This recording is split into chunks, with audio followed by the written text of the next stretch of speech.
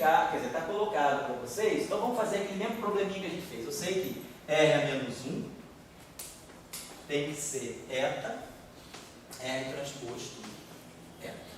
Então, isso é o que vai relacionar os elementos dessa matriz. Então, se eu supuser, como no caso anterior, que a minha matriz é R, é A, B, C, D, então vamos lá, R a menos 1 é 1 sobre AD menos BC, D menos B menos CA. Isso tem que ser igual a 1, 0, 0, menos 1. A, C, B, D. 1, 0, 0, menos 1.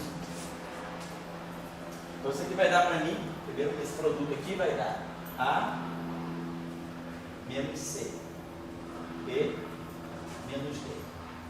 E multiplicando agora pela outra, vai ficar A menos C menos DD. Vocês olharam o caso anterior, olha os sinais menos nos lugares. Quem está copiando, dá uma olhadinha só no caso O2, a diferença. Porque os sinais estão nos lugares errados. Mas tudo bem, vamos ver o que isso significa. Então, se essa matriz, uma matriz para ser dessa categoria, ela tem que satisfazer essa condição. D, vamos dizer assim, equar, vai ser 1 sobre, vou botar delta determinante, para não ficar carregando aquele AD e não esquecer. 1 sobre delta. Então, o A é nada, D sobre delta, né? D sobre delta tem que ser igual a A. É o contrário. D sobre delta igual a A. É isso mesmo? A igual a D sobre delta. Depois, menos B, menos C, então vou botar B é igual a C sobre delta. Não, C igual a B. Obrigado. C igual a D sobre delta. Obrigado. Depois, de novo, menos C sobre delta igual a menos D. Então, B igual a C sobre delta. Olha a diferença, antes tinha um sinal menos aqui. E agora, finalmente, menos D. Então, é A sobre delta, né? D menos D, né? Não, D. D. Obrigado. Igual a A sobre delta, né? B igual a A sobre delta. Eu estou sem sombra para cá. Então, é claro, para essa relação ser compatível com essa, eu substituo A aqui, A é D sobre delta. Então, fica D sobre delta 2. Se vocês fizerem isso para todas as relações, é óbvio que vocês vão ter que ler no outro caso. Delta 2 é igual a 1. Então, se essa matriz R pertence ao grupo O11, quer dizer, o grupo pseudo-ortogonal bidimensional, o determinante tem que ser também mais ou menos 1, exatamente como no caso das transformações ortogonais. Mesma história, o conjunto de matrizes de determinante menos 1 não forma um subgrupo, porque produto de dois determinantes menos 1 dá um determinante mais 1, então sai da categoria, né? Então, a mesma coisa, o O11 ele é dividido em dois subespaços. Então, eu posso ter aqui um subespaço mais restrito, que é todos com determinante mais 1. E aqui todos com determinante menos 1. A identidade mora aqui. Então, qualquer matriz daqui fica aqui. Essas daqui podem sair para cá. Então, esse subgrupo é fechado. Ele não sai dele mesmo. Então, ele define um subgrupo, que é o subgrupo, então, das matrizes ortogonais especiais. Determinante mais 1. Então, isso aqui me define esse subgrupo SO1. É isso que nós vamos ver. É isso que eu vou antes. Duas funções, depois a gente vai generalizar para 4 também.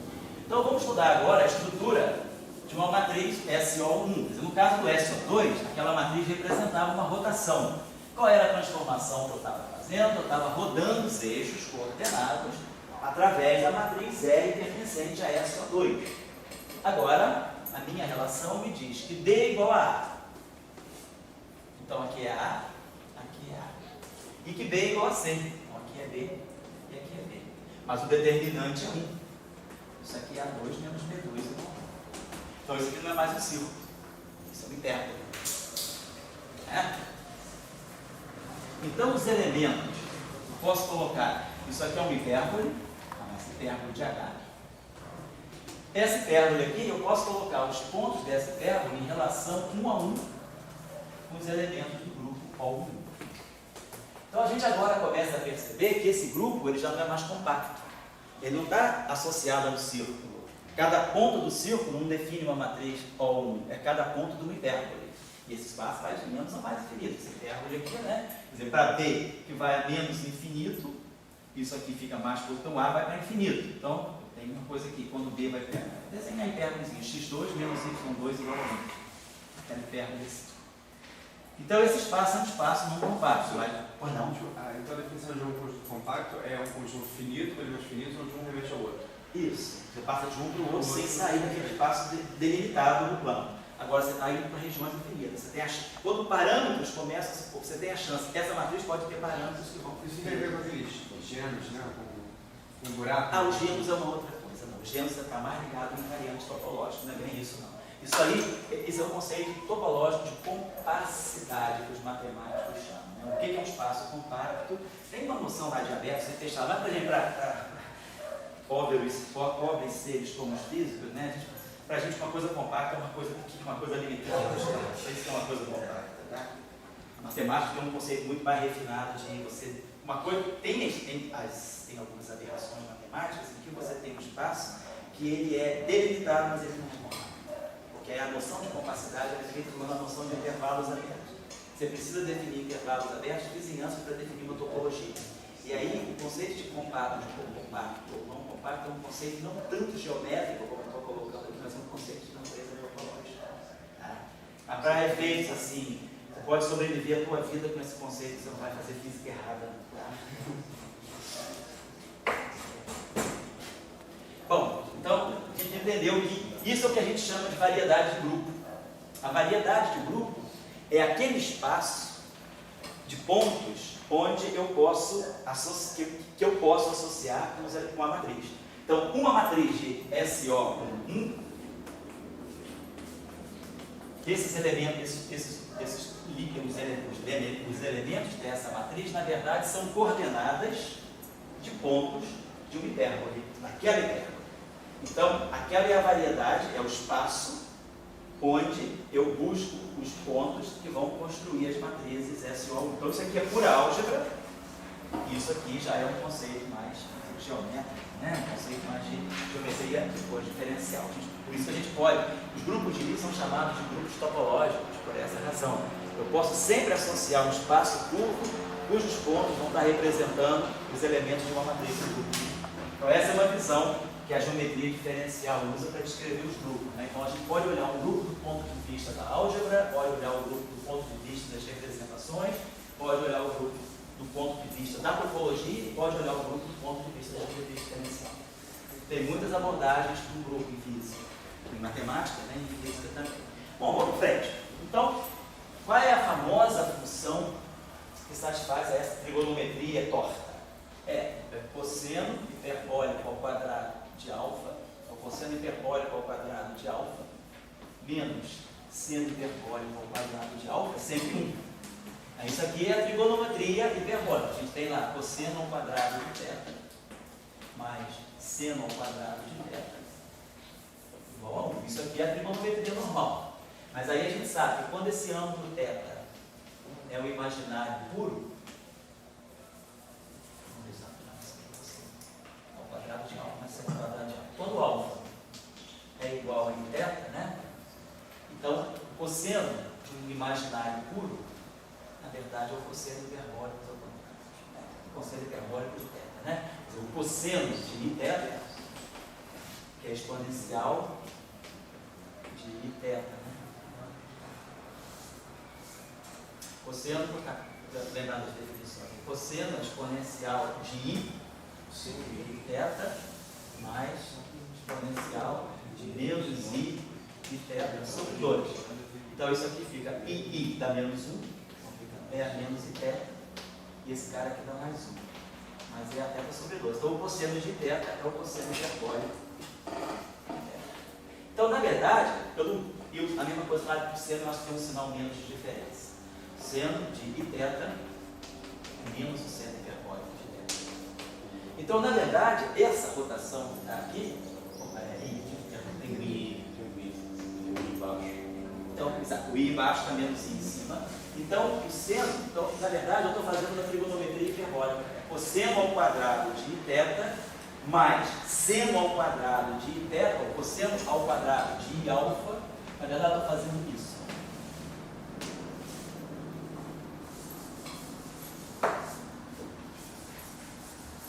Cosseno ao quadrado de alfa é o cosseno ao quadrado de alfa. Seno ao quadrado de alfa é menos seno ao quadrado de alfa.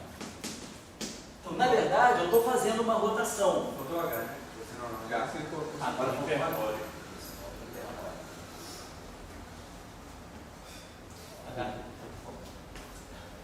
Então, cosseno ao quadrado menos seno ao quadrado é igual a 1. Então, na verdade, eu estou fazendo uma rotação num espaço. Então, uma rotação no espaço hiperbólico é, no fundo, uma rotação de um ângulo complexo. Num espaço hiperbólico, fazer uma rotação de um ângulo complexo, no fundo, é essa rotação, é essa condição aqui no espaço real.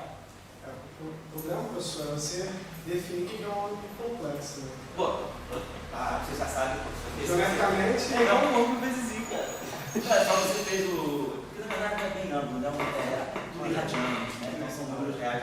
É a extensão analítica, aquilo que a gente faz em questão de vocês estudarem. Tem cursinho que tem de sei lá, análise complexa, ou curso de variáveis complexas. A gente sabe que a gente pode fazer extensão. A gente define trigonometricamente o que é seno de Z. Lá, enquanto a gente é criança, a gente sabe seno de X. Depois você aprende a fazer seno de X mais Y. Sei lá, eu defino, você não posso mais botar isso aqui no transferidor, né, numa régua. Então eu vou lá e faço isso. O que é seno? É exponencial disso menos a exponencial de menos isso sobre 2. Então a gente cria uma definição analítica daquilo que é seno de um número complexo, fazendo extensão analítica para aquilo que é o seno de um ângulo real. Quer dizer, onde eu tinha E a x mais menos E a menos x sobre 2i, eu simplesmente substituo isso aqui por complexo. E aí eu defino dessa forma seno por seno. Defino uma trigonometria complexa nesse sentido. Chama-se, né? A coisa que a gente chama de extensão analítica, prolongamento analítico, algo desse tipo. Bom, estamos chegando lá. Observe o seguinte, então. Eu posso escrever essa matriz dessa forma. O A é um cosseno hiperbólico.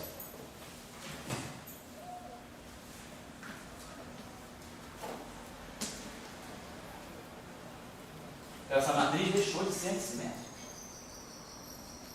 Antes era zero, cosseno, seno, menos seno, cosseno. Então, essa matriz aqui é uma matriz genérica pertencente ao grupo pseudo-ortogonal especial. Outra dúvida, professor. Pois não? Para poder fazer a comparação com a matriz de rotação, não tinha que ter um sinal? Aonde? Ali a matriz de rotação não tem um sinal ali no... Menos. Menos. Pois é, falando justamente o que eu acabei de dizer, essa matriz tem uma estrutura diferente. Ela justamente deixa de ser simétrica porque o grupo deixa de ser ortogonal. E eu posso falar que é uma rotação? Não, eu estou falando uma rotação no sentido estendido. Claro que não é uma rotação, você vai ver agora que não é uma rotação. Tudo se passa como se fosse uma rotação de um ângulo complexo, mas não é uma rotação. Vamos ver agora, a interpretação física vem justamente agora. Só para vocês fazerem esse exercício também, se eu pegar alfa tendendo a 0, o cosseno hiperbólico tende a 1. Então vai ficar 1, alfa, alfa, 1. Justamente, aí a diferença. Isso aqui é a matriz de identidade, mais alfa vezes a matriz de Paulo signo X. O gerador deixa de ser 0, 1, menos 1, 0, passa a ser 0, 1, 0. Então esse é o gerador. Matriz. Isso aqui é o gerador do grupo SO11. Então vocês podem mostrar que essa matriz R, que está escrita ali, ela pode ser escrita como sendo exponencial de alfa vezes 0, 1, 0. Então, se vocês fizerem esse trabalho de exponenciar isso aqui, vocês vão ter exatamente aquilo, vocês vão somar todas as ordens, vai aparecer a série de Taylor do cosseno hiperbólico, vai aparecer a série de Taylor do seno hiperbólico. Deixa eu tirar uma curiosidade. Então ele fica como tarefinha, tá? Se eu faço, por exemplo, uma rotação normal, eu tenho um vetor que se transforma. Por exemplo, o L, o Q, o afins. Aqui vai para a matriz de Pauli. Por isso que eu tenho que colocar a atividade na minha coxa para aparecer o spin? Não, tudo que você falou se encaixa, mas o encaixe está errado. Tá. Então é bom fazer essas coisas, tem que associar a ideia, é importantíssimo fazer essa associação. Tudo que você falou é perfeito, mas não é assim que as coisas são. Você poderia assim, Para poetas, isso pode até passar. Se você está fazendo física para poetas, isso é verdadeiro. Não é assim, não. Mas tudo bem, Saulo, todos os elementos que você colocou estão corretos, tá certo? Vamos fazer agora a interpretação física. O que eu estou rodando aí? Vamos pegar como a gente fez no caso anterior. Essa matriz, ela está levando x em x'.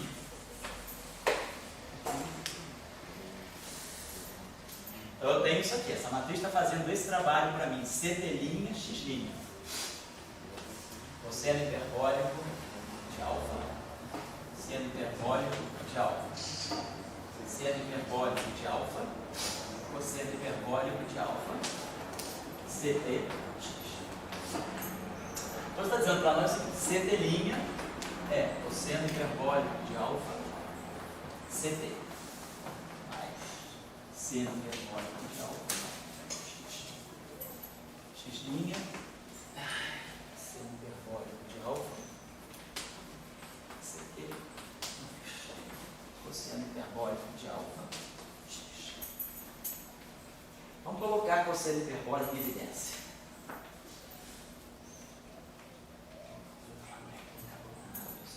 Geometria que abriu? Ah, tá vendo? Não sei, não tá não?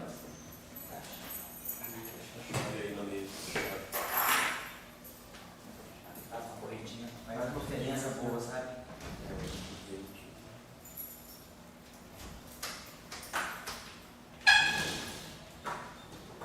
Já tá dentro.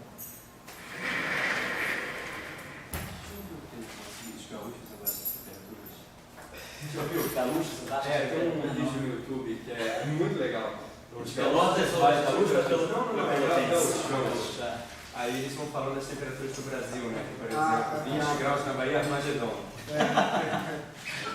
Essa coisa é muito legal. É o YouTube? Como é que você procura lá? Coloca gaúchos de várias temperaturas. Gaúchos. Ele só sai pra se divertir quando tá muito frio. Assim, engraçado.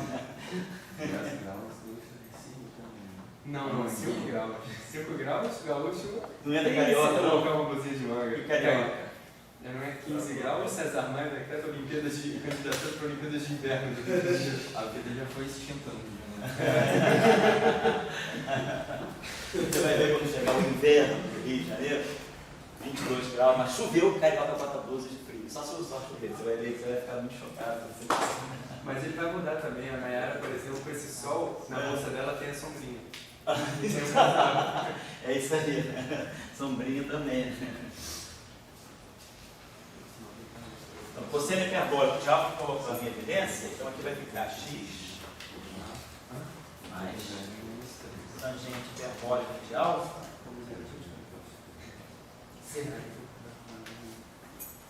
Então, vamos pensar bem uma coisa. Todo mundo sabe lá da matemática hiperbólica, da trigonometria hiperbólica, que o cosseno hiperbólico é uma função sempre maior do que 1. Né? Ela é limitada, cosseno hiperbólico de alfa é exponencial de alfa, que é maior ou igual a 1, mais a exponencial de menos alfa, que é positiva, é sempre ela é menor do que 1, né? Ela faz assim, uma faz disso e a outra cresce, né? Assim. Então, a soma de qualquer maneira, quer dizer, o menor valor que isso aqui pode ter, isso aqui no mínimo, vale 1. Quando isso aqui for 0, quando isso aqui for negativo, isso fica positivo, e dessa função aqui, a gente sabe, ela é sempre maior ou igual a 1. Né? A representaçãozinha do cosseno hiperbólico é uma parábola bastante aberta, uma parábola, né? Aberta aqui. Então, o cosseno hiperbólico é um número sempre maior do que 1. Deixa eu apagar isso só para lembrar isso aqui. Ah, vamos lá.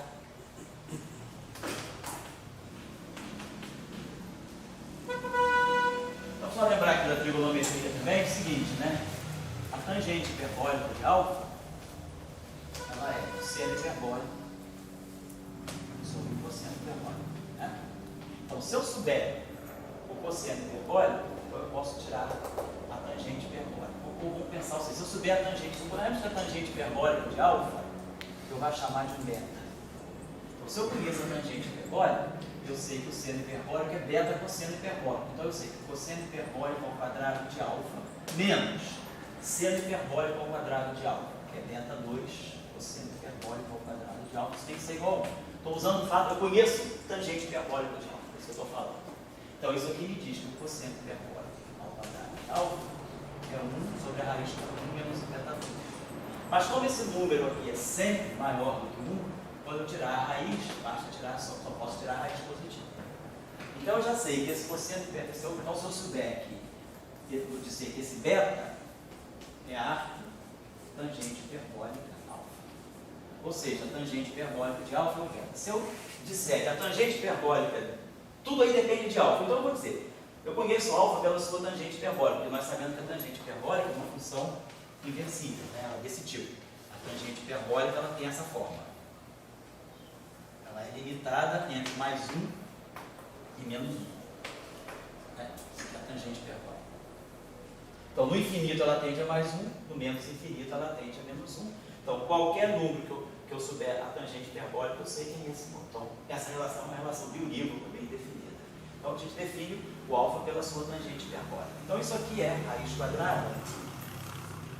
Então, posso colocar aqui 1 sobre a raiz quadrada de 1 menos beta 2. 1 sobre a raiz quadrada de 1 menos beta 2. Isso aqui eu estou chamando de beta. Professor, Ué?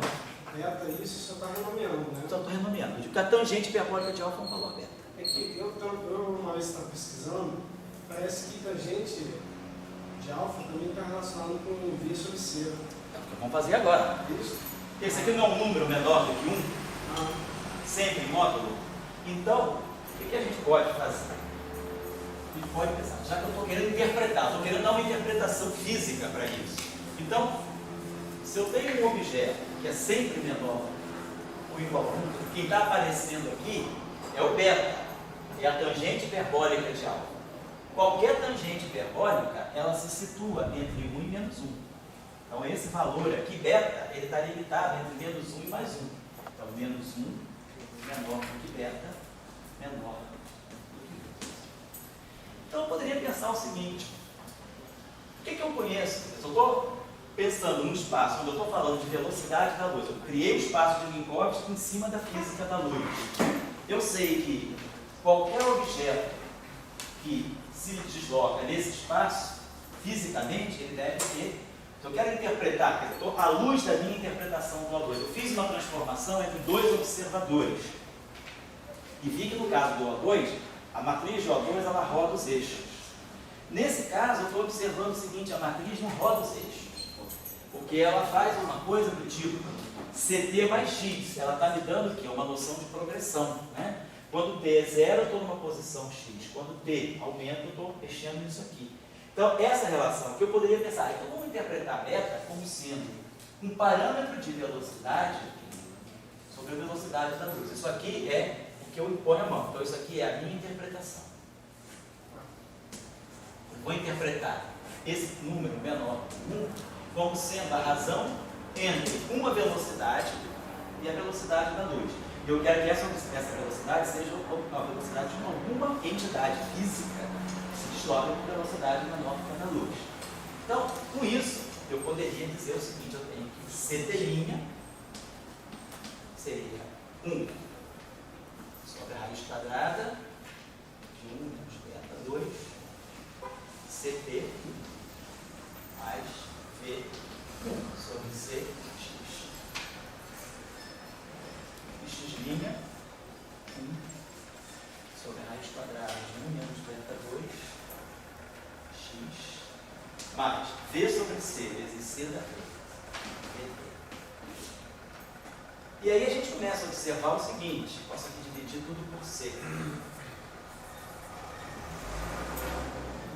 A gente começa a observar que quando esse beta tende a 0, né?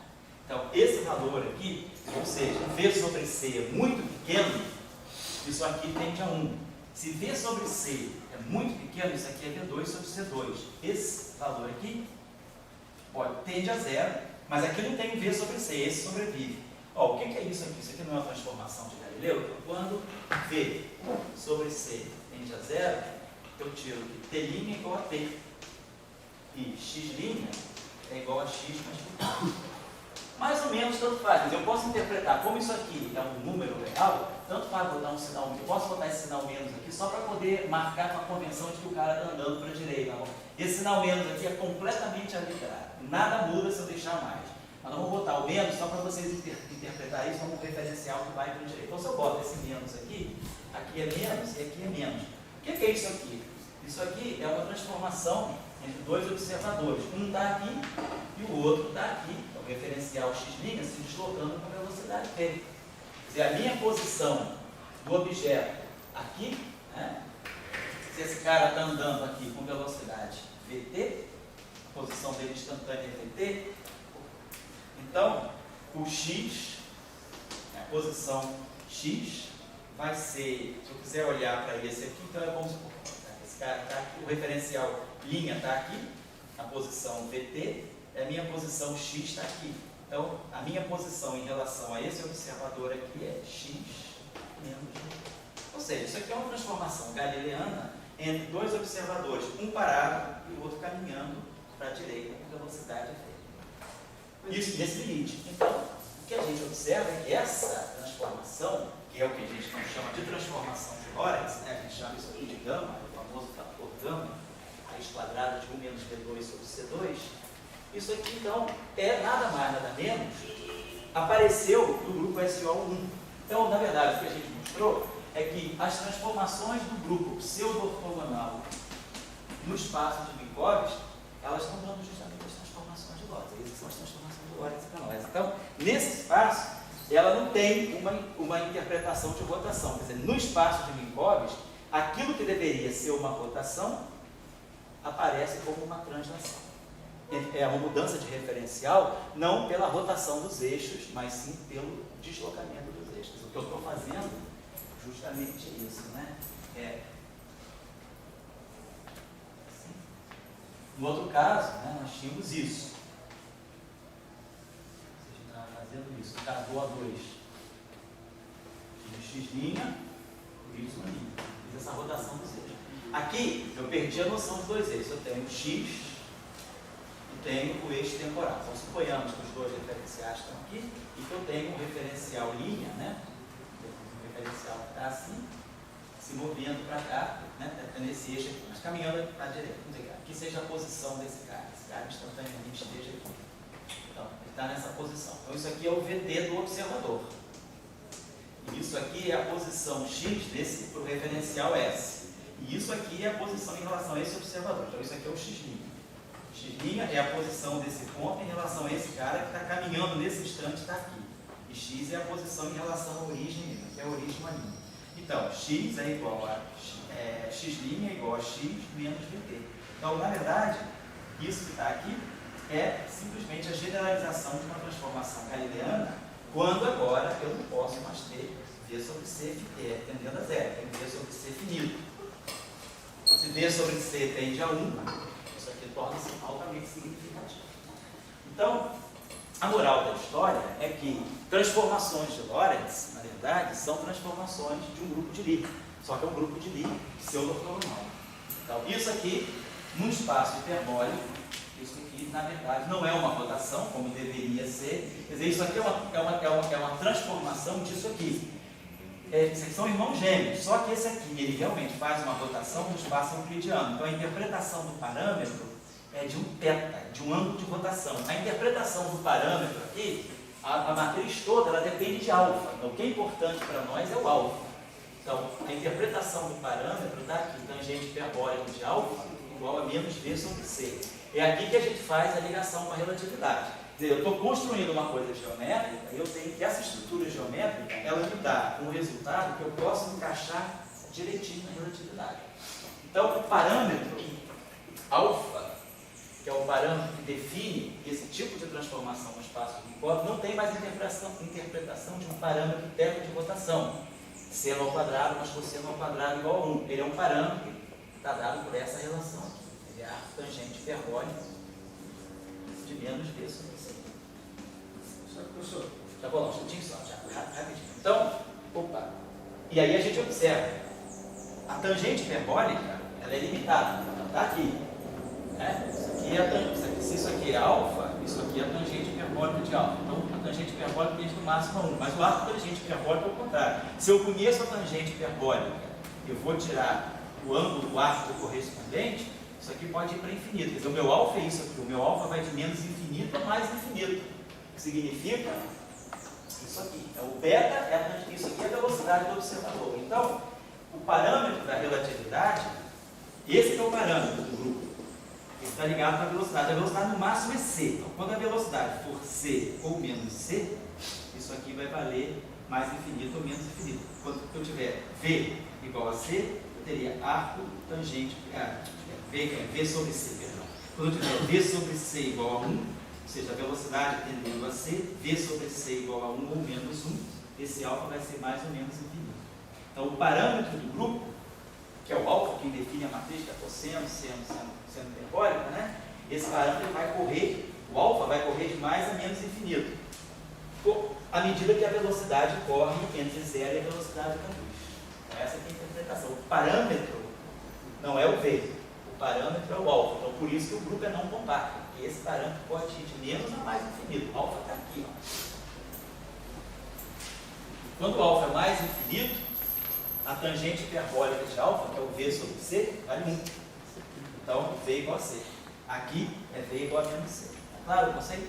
Então, o grupo gerou. Então, nós não geramos a transformação de Lorentz por uma construção, vamos dizer assim, geométrica em cima da relatividade. A gente simplesmente falou, eu tenho um grupo, eu tenho um espaço, onde eu tenho uma métrica. A física está toda aqui. É nessa métrica que está a relatividade. A relatividade está nessa métrica, quando essa métrica ela define o intervalo que dá a propagação da radiação eletromagnética, que dá a propagação da luz. CT dx igual a CT. É isso que é a física da luz. Dx igual a CT. Dx ao quadrado igual a C2 dt2. C2 dt2 menos dx ao quadrado igual a zero. Isso significa um intervalo infinitésimo de propagação do sinal eletromagnético. Isso define a métrica. Então, nesse espaço, eu sei que em cada ponto do espaço é como se eu pensasse, então, numa notação bidimensional desse modo. Aqui eu tenho CT e aqui eu tenho X. Então, num dado ponto, a partir desse ponto, quer dizer, para um certo valor de X, um certo ponto X, eu posso mandar um sinal luminoso para cá ou um sinal luminoso para cá. Isso aqui significa que C dt é mais ou menos dx. Então, se eu tenho esse ponto aqui, e nesse ponto eu mandei um sinal luminoso, nesse ponto eu vou desenhar um cone de luz, a luz se propaga sempre nessa coisa aqui. A luz é isso aqui, é o cone de luz construído nesse ponto, tudo que tem velocidade menor que a da luz está aqui, e tudo que tem velocidade maior que a da luz está aqui. Então, a física da luz, ela me cria um espaço onde em cada ponto do espaço eu crio um cone de luz, e aí eu sei, se a luz, ele vai estar se propagando aqui. Se é menor do que a da luz está aqui, se a velocidade é maior do que a da luz está aqui. Então eu crio um conceito que me permite agora identificar o que é luz e o que se propaga com velocidade menor do que a maior que a da luz. Essa aqui é a física da relatividade especial nesse espaço. Então o significado da métrica, a física da relatividade, ela está nessa métrica aqui, e eu crio esse espaço aqui com essa métrica, e isso aqui me define claramente uma estrutura. Em cada ponto do espaço eu posso criar um cone de luz. Se eu estou num ponto x qualquer, então eu sei que o dx, então eu sei que x menos x0 é igual a ct menos t0. Faz a mesma coisa. E aí cria essa reta em cima desse ponto. E o cone de luz. Já vou lá que o primeiro diálogo estava escrito. Então é isso aí. E aí a nosso raciocínio foi argumentação de simetria. Qual é a classe de transformações mais gerais que eu posso fazer que deixe a estrutura de cones de luz invariante, que deixe essa coisa aqui? Quer dizer, se eu estou fazendo transformações táticas C2 dt2 menos dx2 igual a zero, é invariante, não muda, significa que eu não estou mudando. Em cada ponto do espaço eu posso mudar de referencial, mas eu não mudo a estrutura de cone de luz. Porque a luz, se ds2 é zero, ele continua zero para qualquer observador. Se ds2 é positivo, ele continua positivo para qualquer observador. E se ds2 é negativo, ele continua negativo para qualquer observador. Então isso é um absoluto que eu crio. Esse é o conceito de simetria. Então qual é o grupo de transformações que me faz esse trabalho é o grupo SO1. E aí eu tirei as transformações, foi pura álgebrazinha barata. No final eu chego a essas transformações. Aí eu olho para essas transformações e fisicamente aquilo está me representando a mudança de um observador em translação em relação ao outro, com uma velocidade v sobre c. Então a gente interpreta as transformações de Lorentz como sendo transformações de um grupo SO1. Certo? O que você queria falar, Tiago? Professor, eu imagino que quando o Minkowski fez isso, ele já utilizou a informação que C é o limite, né? Sim. Eu quero dizer assim, todas essas contas, ela já está construída para que dê isso, né? Ela não responde o porquê da coisa, né? Claro que não, ela está acomodando uma física, você está criando uma teoria. Quando você cria uma teoria, você tem que colocar postulados, alguma coisa você tem que partir, você não prova que nada sai do zero. Sim. Então você chega. Quais são os dois postulados fundamentais? C é o constante universal. Então eu posso definir um conjunto, um vetor CTX, porque se isso aqui fosse uma velocidade qualquer, quando eu mudar de referencial, esse aqui muda. Justamente, o importante é que aqui é C. Qualquer observador que eu pegar não vai mexer nisso. Então essa estrutura aqui é universal. Então, primeiro, segundo ponto, o primeiro postulado é o da equivalência dos sistemas de referência, e o segundo ponto é o postulado da constância da velocidade da luz. Justamente, a constância da velocidade da luz é que está me dizendo que isso aqui, se é zero para um observador, tem que ser zero para qualquer outro observador. Então, quando eu faço isso é igual a isso, é aí que eu estou dizendo que a velocidade da luz é uma constante. O contexto que eu ia fazer a pergunta tem a ver com aquela polêmica do neutrino subluminal. Sei. Que assim, o Einstein fala que tem que ser constante, mas ele não afirma que tem que ser sempre aquele valor. Ele afirma também que tem que ser aquele valor. Não, o que a gente diz que tem que ser, o que se coloca é, os objetos que caminham com velocidade maior do que a da luz, que eles estão fora do cone de luz, você então, se você tiver, se você está... Porque assim, o valor da luz é calculado pelas constantes eletromagnéticas. Observe isso aqui.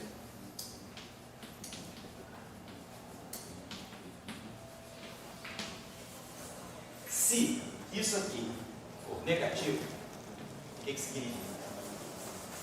Significa que como a gente falou no início, não, se isso aqui é negativo, significa isso aqui.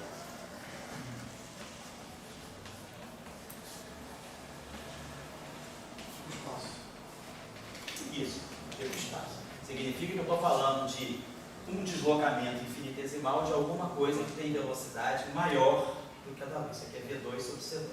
Então dá negativo. Então, se a velocidade é maior do que a da luz, significa que eu estou aqui, estou caminhando nessa região. E isso aqui é o invariante. Qualquer transformação de Lorentz que eu fizer não vai mudar esse sinal, nem vai mudar o valor. Se isso aqui é menos 1, qualquer observador x', d' vai ver isso igual a menos 1.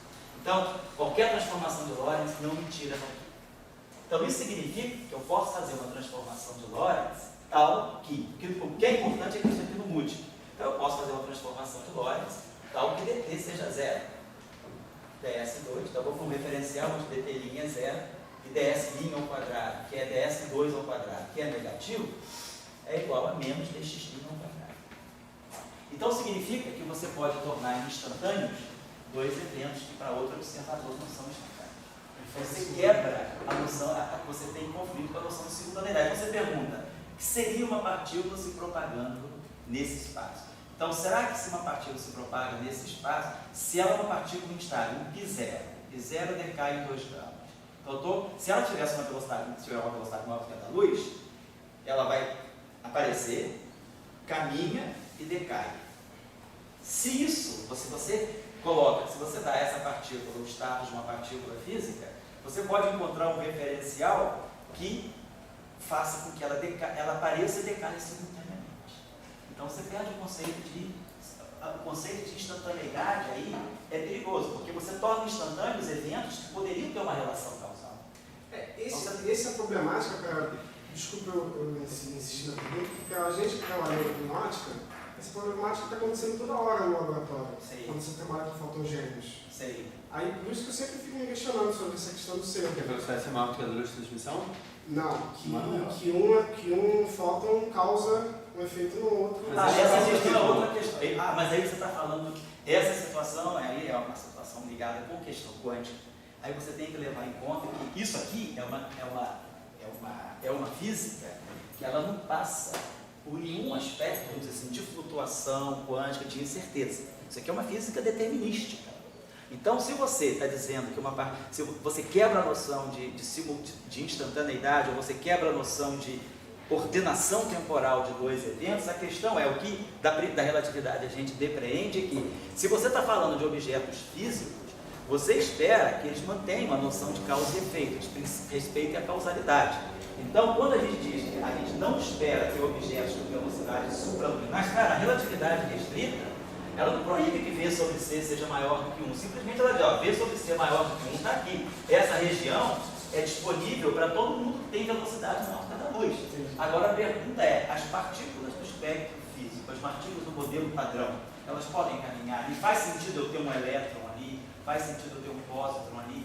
Qual é o significado da minha medida ali? Então eu posso medir um fóton, eu posso medir um π0 antes dele decair, antes dele aparecer, você perde completamente a noção de causalidade. O mu, ele vem pelos raios cósmicos, chega na atmosfera terrestre, ele decai. Então, você tem o decaimento do mu, ou ele interage ou ele decai. Esse decaimento do mu menos vai no elétron, no antineutrino do elétron, no neutrino do mu. Isso dá um tempo de vida a ele na faixa de 10 a menos 6 segundos. Se ele caminhasse com a velocidade maior do que a da luz, ele poderia decair antes de ter sido produzido. Então, você imagina que C é um absoluto. Isso é que Einstein diz. C é um absoluto. Qualquer referencial. Agora, a relatividade especial também é feita. A física da relatividade especial, quando você faz a cinemática relativística, você estuda as colisões, para poder estudar a conservação de energia em momento e ver como é que são os espalhamentos, ela é feita para todos os objetos que se propagam com velocidade menor do que a da luz, ou igual a da luz, que é o caso do fóton. Você estuda o decaimento do π0, que 2 gamas na relatividade especial, né? O decaimento eletromagnético, 0 gama, a gente tira as frequências dos gamas, tira o ângulo que os 2 gamas saem do decaimento, né? Se o π0 não tiver um referencial de reforço, está caminhando, tá? Bom, então é uma questão de violar, quer dizer, não está violando o postulado fundamental da relatividade especial, mas está violando a noção de causalidade que nós temos dentro da relatividade especial. Então, o que a gente diz é que sempre, qualquer ponto do espaço, você traça o cone de luz. Então, todos os objetos físicos, em relação a esse cone de luz, eles têm que estar aqui ou aqui. Aqui pode ter coisas que você não vai interpretar fisicamente. Esse é o problema. Então, o neutrino supraluminal não é que ele estivesse quebrando o princípio não está dizendo que C deixa de ser o invariante. Ele tem velocidade maior do que C. C continua sendo invariante. Agora, o que você está dizendo, o que você está esperando com a relatividade é que você não coloca nada de físico fora do cone de luz. Então, você espera que toda espécie de partícula deva se propagar com velocidade menor do que a da luz. Aí a questão também que se coloca um pouquinho é, se a velocidade de um objeto é maior do que a da luz, e esse objeto aparece, ele é físico, então deve ter algum princípio então por trás, dizendo que você pode ter velocidades maiores do que a da luz. Essa que é a questão. Mas você não destruiu a relatividade especial por conta disso. Na minha opinião, você continua valendo que C é 1 sobre raiz de μ0, ε0. μ0, permeabilidade magnética do vácuo. ε0, permissividade elétrica do vácuo. Cara, independe se eu estou andando ou não estou andando, com velocidade, né, baixa, o vácuo é aquele. ε0 e μ0 não muda, né? Nesse sentido, eu acho que a velocidade da luz ela tem que ser realmente uma constante universal.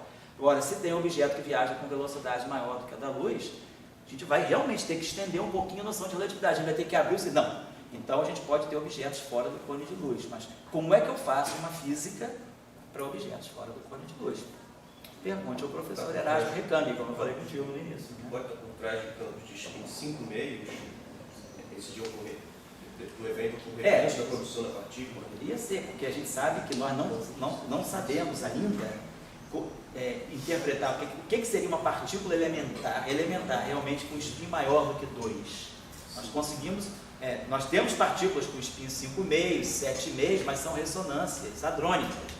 São mesos ou são bários que são formados de quartos. Então, objetos com spins mais altos, compostos por quartos, nós sabemos trabalhar, é a física de Hammond.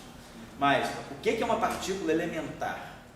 Com spin 5 meios, com spin 3, a teoria de campos ainda não sabe responder a isso. Não existe uma teoria quântica de campos para objetos com spin maior do que 2 que consigam interagir sem violar a causalidade. Então, como você está falando, se você detecta uma partícula com velocidade supraluminal, ela poderia ser uma partícula de spin maior do que 2, mas ela está com a velocidade maior do que a da luz. Então, nós temos que entender, deve ter uma nova física em ação.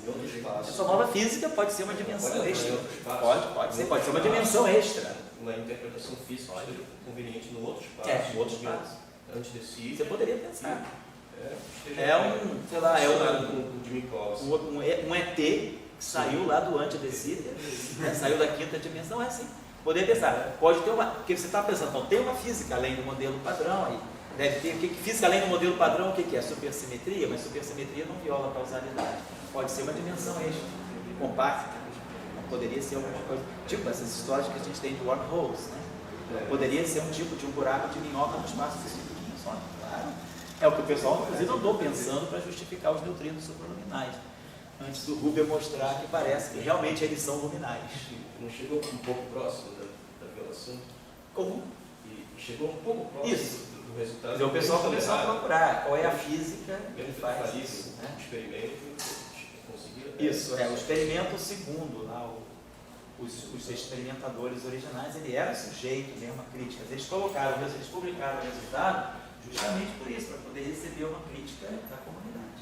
Então, só um instantinho só queria mostrar para vocês que a gente está, o grupo de Lorentz, claro, a gente está falando de uma física em 4 dimensões, então eu preciso trabalhar com o grupo SO 1, tempo, 3, espaço. Então, na próxima aula, vamos trabalhar o grupo SO 1, 3. Então, fizemos o grupo SO1, e aí a gente já entendeu como é que a coisa funciona. Botar 2 dimensões espaciais a mais é só aumentar uma matriz de 2 por 2, uma matriz 4 por uma matriz 2 por 2 para 4 por 4. Vai ficar simplesmente mais 1, menos 1, menos 1, menos 1. E a gente vai ter a mesma interpretação. Só que a álgebra agora vai ser uma álgebra um pouquinho mais envolvida. Então nós vamos ver que aqui dentro está morando, nós vamos ver que aparece uma nova estrutura que é o grupo. Certo? Eu vou dar só, então, fala aí, tá? Eu vou precisar mais 15 minutos de vocês só para finalizar isso uma vez, já entrar em hipótese na próxima semana. Senhor, posso fazer um comentário das perguntas? Pode. Uma rápida. É rápido, não fica para depois da aula. Pode falar. Só o que o Diego falou do emaranhamento. Você não vai dar um like? Fala aí. Um like? Um quê? Nos comentários das perguntas, dá um like também. Fala aí. Que na verdade, assim, o emaranhamento você não pode ver como esse sentido de causalidade, né? Quer dizer, ao contrário, você não viola nada, porque é uma correlação de informação. O que o emaranhamento te fala não é que você vai ter 2 eventos onde um, como na mecânica você tem medidas projetivas, né, que você atua, o experimentador afeta o estado quântico. Ali não é assim, ali você tem um sistema que é maior. A não localidade, ela não te fala essencialmente que você tem 2 coisas, que um atuando aqui não localmente, eu atuo lá. Ela não te diz isso, ao contrário, ela fala a noção de globalidade. Então você tem uma correlação de informação. Então, por exemplo, a ideia que o pessoal fala de emaranhamento, você, ao medir aqui, você projeta o estado de lá, ela é enganosa, na verdade não é isso. Ao ler aqui, eu obtenho uma informação sobre lá. Mas aí, por que não há, por exemplo, uma coisa que seja superluminal? Por exemplo, no teletransporte. Porque você, obrigatoriamente, você tem que telefonar por comunicação clássica para o outro lado e informar. Senão não há trâmite de informação. A informação não está se propagando. Então, por exemplo, aí por que entra no emaranhamento essa questão de não violar? Porque a mecânica quântica, ela é contextual. Essa aí é a justificativa padrão. Não é justificativa padrão, não. Ao contrário, se você for ver os trabalhos do Adão, os trabalhos mais modernos. Então, por exemplo, a questão de você chega e fala o seguinte, esse cara mede isso, então você tem informação sobre o outro. Aí você pergunta, beleza, então você está me dizendo que é uma correlação de informação. Eu só obtive informação ao medir aqui, eu sei a do outro porque eu medi aqui. Aí resta a seguinte pergunta, se eu estou projetando o outro lado, significa que ao obrigar esse a ser isso, eu obrigo o outro. Então essa pergunta a gente pode fazer uma outra pergunta, que é o seguinte, será que eu já estava nesse estado? E a resposta é não. Por causa da contextualidade. E, por exemplo, nessa discussão por exemplo, em algum momento se fala de uma velocidade máxima de propagação de um sinal físico? Sim. Sim. Então isso continua valendo. Continua voltando justamente por causa do seguinte. Você pensa o seguinte, a questão, por exemplo, dos observadores, aquele pseudo-paradoxo, né? Se eu ando instalando o dedo, você observa os eventos com um delta-t maior. Mas você leva em conta, por exemplo, o tempo de viagem da informação sendo D sobre C, Mas ou isso é aí zero? é C. O máximo C, porque o Não digo, mas o tempo, a propagação, vamos dizer, essa informação você quando eu meço aqui sem o outro, ela não é tem instantânea. transmissão. Aí tá, não faz sentido falar nisso. Ela não é Não é instantâneo. Não faz sentido, porque olha só, calma. Aí é uma questão de filosofia. Não é não. Eu não posso questionar isso. Eu te provo em 2 segundos, olha só, quando você tem os dois lados. Eu meço esse cara. Você pensa, eu tenho uma bola branca e uma bola azul, coloco cada uma dentro de uma caixa. Dou uma caixa para o professor e uma para você. Você abre e vê que a sua bola é azul. Então você diz que a dele é branca. Isso é clássico. Tem transmitido de informação instantânea? Não tem nenhum. Por quê? Em primeiro lugar, ele não recebeu nenhuma informação. Vocês não trocaram. Calma. E em segundo lugar, a sua bola sempre foi azul e a dele sempre foi branca. Tá, só que Depende do experimental. essa informação aí não é quântica, essa informação clássica. Isso. Aí entra a informação quântica. Qual é a diferença da quântica para a clássica? É porque nem sempre a sua bola foi azul nem branca. Você não pode afirmar nada. Aí você fala, eu só posso afirmar depois que você mede. É verdade. Mas o que você pode afirmar depois da medida é o estado onde a sua bola está. Ela é azul. Você não pode afirmar sobre antes. Isso. Porque aí entra a noção de complementaridade. Se você, de contextualidade. Se você medisse outra coisa, você obteria outra coisa. Você não pode falar. Aí, por exemplo, como é que você fala o seguinte? Poxa, em outro referencial, isso vai valer? Vai. Porque se A e B não comutam, B e A também não comutam. Então, independe se outro observador vai ver você operar A ou B primeiro. Para ele sempre vai comutar. Aí você fala, beleza, então se eu meço uma coisa, obtenho uma coisa, e outro cara, em outro referencial, mede de outro jeito, obtém outra coisa, então significa que eu posso falar o quê? Que a bola estava em qual estado? Você continua não podendo falar, porque é o caso dos dedos. Se um cara for... Calma, só fechar. Se um cara viu o outro andando com delta-t maior do que, né, quando a dilatação temporal, esse outro também vê esse com delta-t. Então um vê o outro com delta-t maior. Isso é um paradoxo. Por que não é um paradoxo? Porque são efeitos distintos. Você medir sua bola no referencial e ter essa comunicação, por exemplo, essa mecânica quântica do emaranhamento no referencial e outro cara fazer a mesma coisa em outro referencial são coisas diferentes. Entendeu? Justamente pela não comutatividade de observados. Você mediu uma coisa e outra, e um cara mediu outra e um e outro referencial, é diferente. Não tem transmitir de informação, você tem que ligar para o outro cara. E esse aqui é a questão, acho que a questão, um ponto que não é muito sempre percebido. Né? Você não vai alternativa. É um momento de você teve que chamar a atenção para isso. Não tem simultaneidade. Interessante. É isso aí, Saulo. Você pode pedir no nosso curso aí. Dá um seminário para gente isso. Não, você não vai defender a tese agora? Vou. Então, pega o PowerPoint da tua tese e traz para a gente. Pô, seria excelente no dia de sábado. Eu sou o maior interessado nisso. Muito bem. Faz o teste drive. Oi, então, deixa ele apresentar a tese lá primeiro, depois ele traz já tudo limpinho, depois das porradas lá. Porque uma tese dessa é muito difícil, né? Porque é muito, como você falou, tem muitas visões, né, cara? Então, e defender uma tese assim, você pode estar diante, na banca pode ter um cara que é de uma escola de pensamento um pouco distinta, de interpretação, né? Então aí você sempre tem muita discussão, né? Não é um cálculo, você faz um cálculo, é aquilo. Todo mundo faz o cálculo é o mesmo, mas agora a questão é interpretar. Né? A questão em física às vezes é essa, né? A mesma solução todo mundo tem, mas o cara interpreta de um jeito.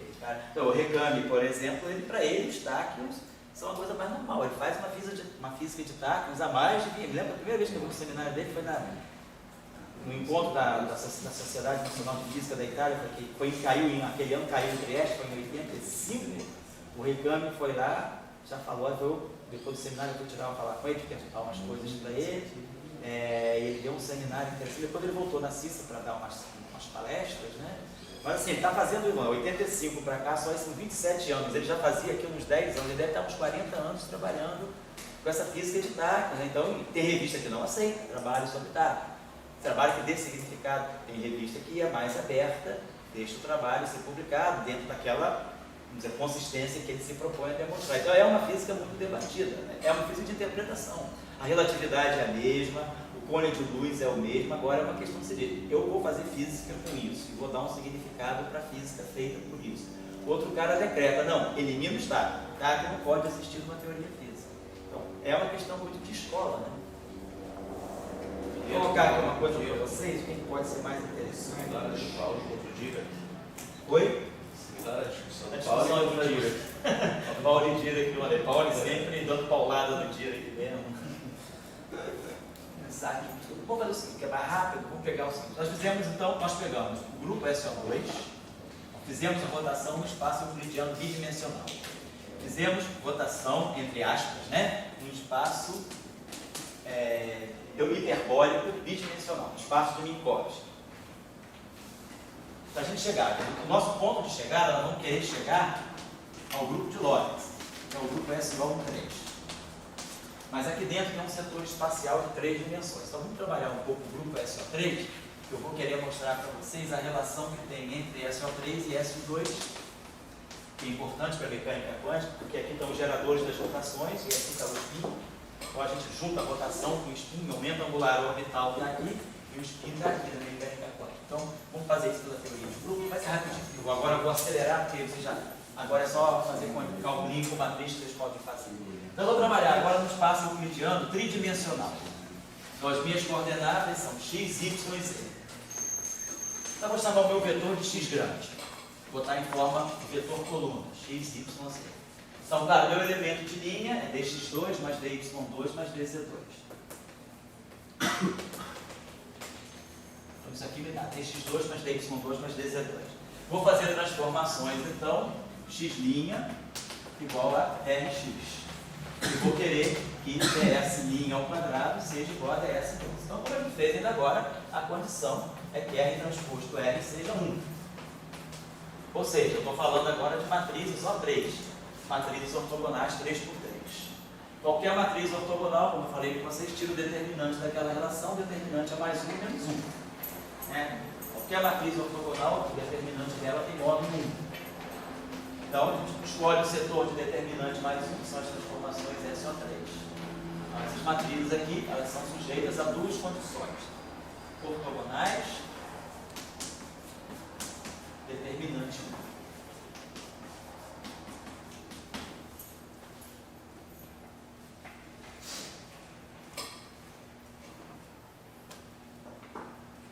Então, lembrando daquela condição que nós mostramos, na casa da matriz SO2, qualquer rotação em duas dimensões, ela pode ser colocada daquela forma exponencial de θ vezes a matriz sigma. 0, 1 menos 1, 0. Vamos lembrar. Então, a rotação, o fato da matriz ter determinante 1, toda matriz de determinante 1 pode ser escrita como a exponencial de uma outra matriz. Então, é aqui que vai estar a álgebra. Eu lembro lá da análise matricial. Toda matriz de determinante 1 pode ser escrita como a exponencial de uma matriz de traço 0. Em relação lá mostra que o determinante de uma matriz é exponencial do traço do logaritmo da matriz.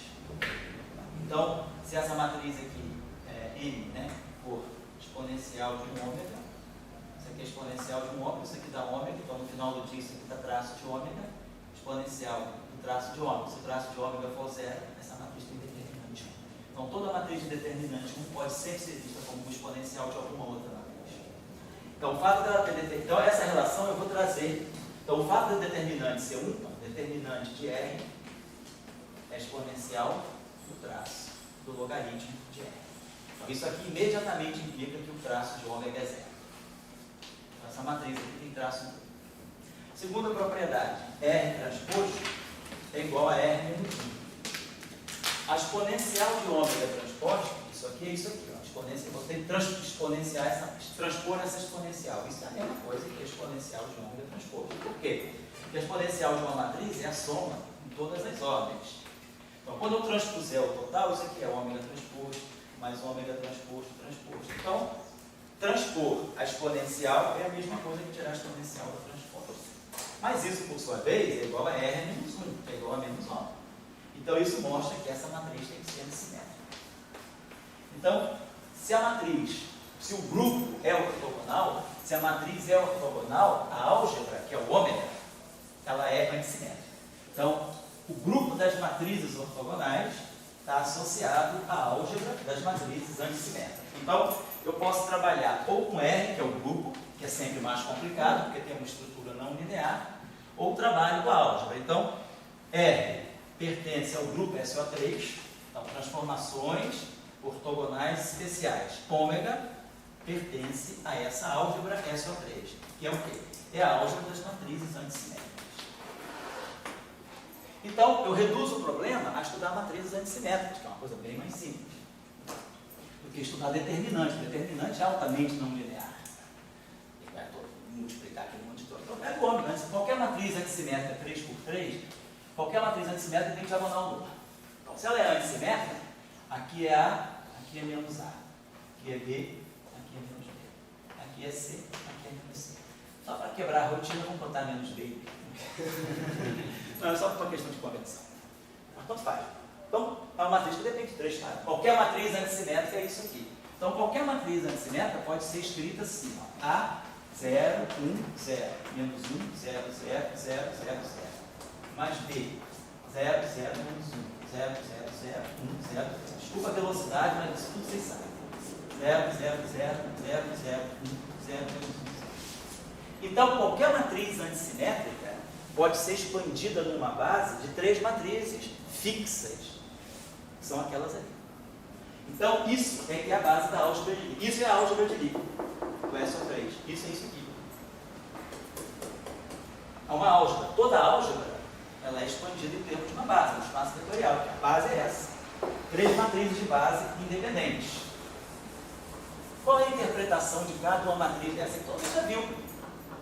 Isso aqui é aquela matriz 0, 1, menos 1, 0. Isso aqui faz uma rotação no plano XY. Estou fazendo essa, imaginando que essa linha aqui, isso aqui é X, Y, Z. Isso aqui é X, Y, Z. Então isso aqui é o plano XY. Estou fazendo uma rotação, isso aqui é uma transformação de SO2 no plano XY. Isso aqui, ó, 0, essa aqui, ó. Estou fazendo uma rotação no plano XZ, ZX. E estou fazendo aqui uma rotação no plano YZ.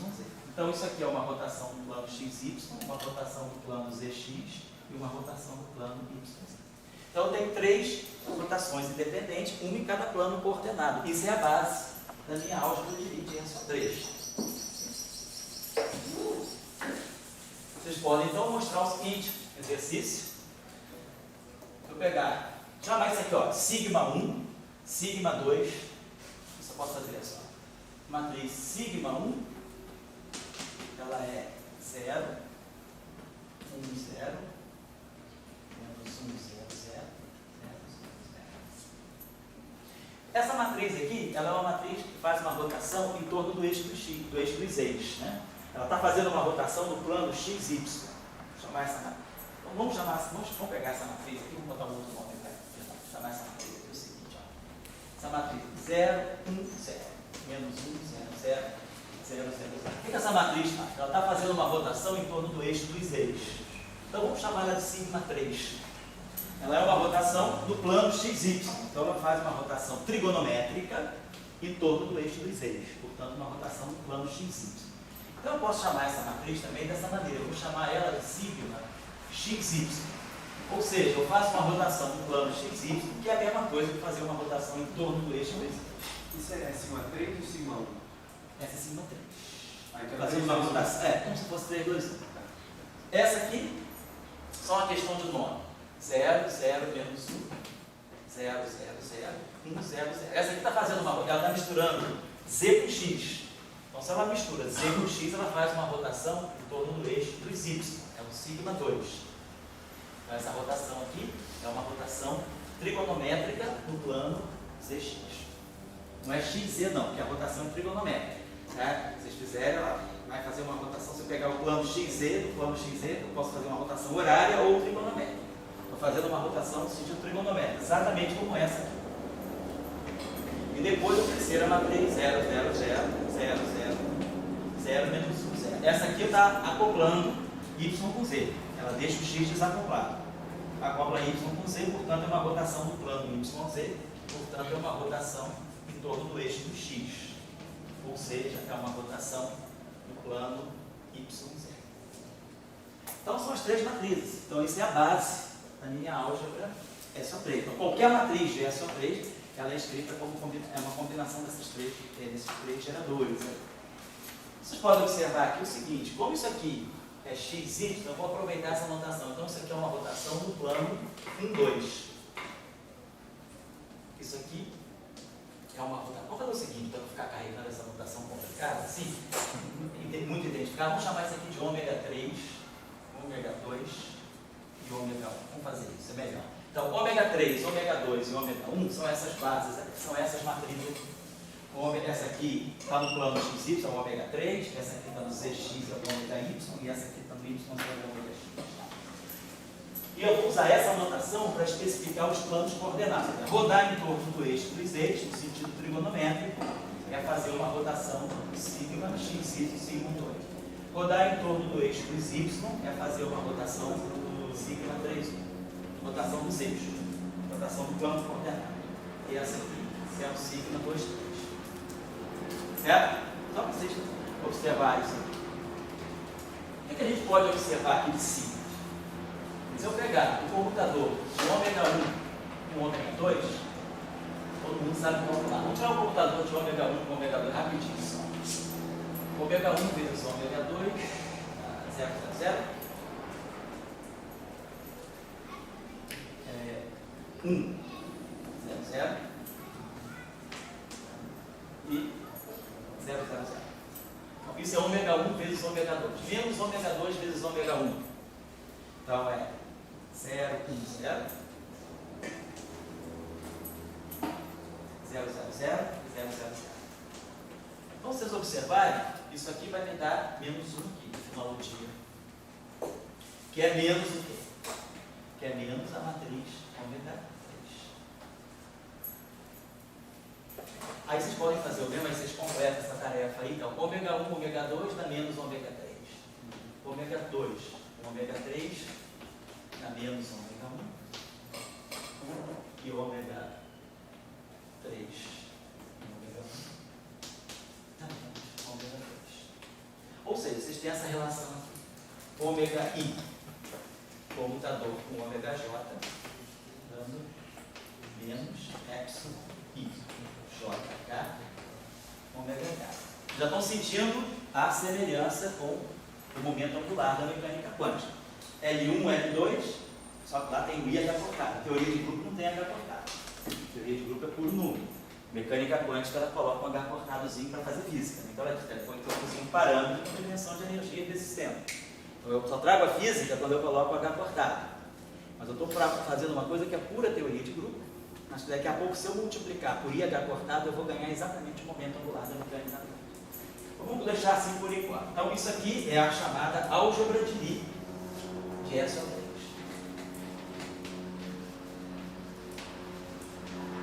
Simplesmente, é só tirar os geradores. Não tem mistério nenhum. Só pegar a matriz, expandir, reduzir o problema a um problema de matrizes ortogonais. Matrizes antissimétricas, perdão, e aí automaticamente a base sai para mim, ela sai do papel. E aí eu faço, já sei interpretar, eu sei que isso aqui é uma rotação do plano XY, isso aqui é uma rotação do plano ZX, isso aqui é uma rotação do plano YZ. Então, vai dar os cossenos e os senos, são os amplitudes, né? Se vocês quiserem. Beleza. Então, fizemos isso aí. Então, temos essas matrizes, só para fechar aqui, a gente pode também colocar, ou uma outra maneira de colocar isso aqui é a seguinte: se eu pegar a matriz sigma e j, então se eu pegar a matriz sigma e j, o que essa matriz está fazendo? Ela gera uma rotação no plano coordenado YJ. Então estou fazendo uma rotação no plano YJ. Essa é a matriz sigma e j. Mas essa matriz, ela tem linha e coluna. Então, se eu pegar a matriz sigma 1, 2, ela tem linhas e colunas. Então, eu vou pegar agora o elemento da linha M e coluna M. Então, eu estou pegando, isso aqui especifica, não é linha e coluna, isso aqui especifica a matriz, a rotação que ela faz. E isso aqui é índice de linha e coluna, certo? E aí, quem são esses elementos? Se a gente observar lá é o 0, 1, quando aqui é 1, 2, só vai ter elemento que acopla 1 com 2. Quando a outra é 3, 1, ela só acopla 1 com 3. E a outra que é 2, 3, só acopla 2 com 3. Então, vocês já viram que tem delta de Brodel aqui. Então, vocês vão observar que essa expressão dá isso aqui, ó. Delta de M, delta de JM, menos delta de M, delta de JM. Vamos ver se essa expressão se aplica para qualquer matriz ali. Vamos pegar a matriz sigma 2, 3, que é a última de baixo. Sigma 2, 3, elemento Mn. Então isso aqui vai dar delta de 2n, delta de 3n, menos delta de 2n, delta de 3n. Então tá, se eu pegar linha 1, vai dar sempre 0. Se eu pegar coluna 1, vai dar sempre 0. Então não tem delta para saturar. O único jeito vai ser quando isso aqui for 2 e aqui for 3, ou quando aqui for 3 e aqui for 2. Quando isso aqui é 2, 3, eu estou pegando o elemento da linha 2, coluna 3. Então vai ficar delta de 2, 2, delta de 3, 3, que é 1, menos delta de 2, 3, delta de 3, 2, que é 0. E quando eu pegar o elemento da linha 3, coluna 2, dá 2, 3, que é 0, dá 1, 5. Então essa expressão aqui, ela é uma expressão que generaliza qualquer elemento de matriz disso aqui. Qualquer matriz, se eu quiser pegar qualquer gerador, basta me dizer qual é o gerador que você quer. Ah, eu quero fazer uma rotação no plano tal, tal. Com essa expressão aqui, a gente automaticamente sabe quem é aquele gerador. Então isso aqui congrega aquelas três informações lá. E a álgebra de Lie está aqui. Então o que é importante é a gente observar. Deixa eu apagar isso aqui rapidinho. Então, como nós observamos, isso aqui gera uma rotação no plano XY. Isso aqui gera uma rotação no YZ, isso aqui gera uma rotação no ZX. Então, se eu quiser fazer uma rotação, o que eu vou fazer? Eu vou pegar, o que seria uma rotação em torno do plano XY, em torno do eixo YZ? Seria exponencial o θ, que é o ângulo da rotação no plano XY, vezes o gerador, sigma 2. Então, isso aqui, certamente, se fizer o cálculo, vai me dar cosseno de θ, seno de θ, 0.